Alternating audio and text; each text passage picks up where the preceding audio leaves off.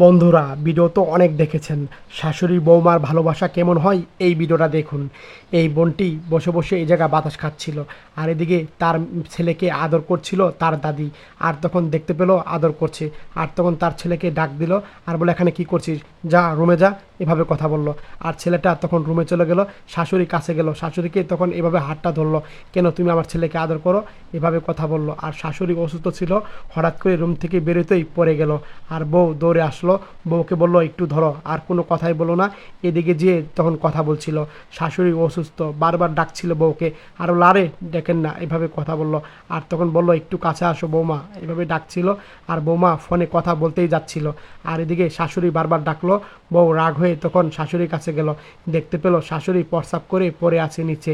আর তখন কাপড়টা মুখের উপরে ঢিলা দিল, আর শাশুড়ি কান্না করছিল। আর এদিকে খাবার এনে দিল, বললো এই বুড়ি খাবার খা, এভাবে কথা বললো। আর মুখে খাবারগুলা ঠেলেই দিচ্ছিল এই বৌমাটা। শাশুড়ি কান্না করলো, কিভাবে খাবারটা খাবে। এক পর্যায়ে খাবার মুখে নিয়ে তখন বসে বসে কান্না করছিল। বৌমা এভাবে খাবার তাকে খাইয়ে দিচ্ছিল। এক পর্যায়ে বাহিরে গেল, আর তখন ফোন দিল, কে জানি বলল, আপনার শাশুড়ি তো আর কথা বলছে না, আপনার শাশুড়ি আর কোনো কিছু বলছে না। এই বোনটি তখন অবাক হয়ে গেল, তখন বুঝতে পারলো শাশুড়ি কি না ফেরা দেশে চলে গেল কিনা। আর তখন দৌড়ে কাছে গেল, আর তখন দেখতে পেলো শাশুড়ির হাত ধরে, শাশুড়ি নাই, শাশুড়ি না ফেরার দেশে চলে গিয়েছে। মুখে খাবারগুলো এভাবে মুখেই রয়ে গেছে। বোনটি তখন অনুতপ্ত হলো, তখন তার ভুলগুলা বুঝতে পারলো। আর তখন তার ভুল বুঝেই কোনো লাভ হলো না। এই ভিডিও দেখে যদি আপনাদের কোনো কমেন্টে মতামত থাকে লিখে যান।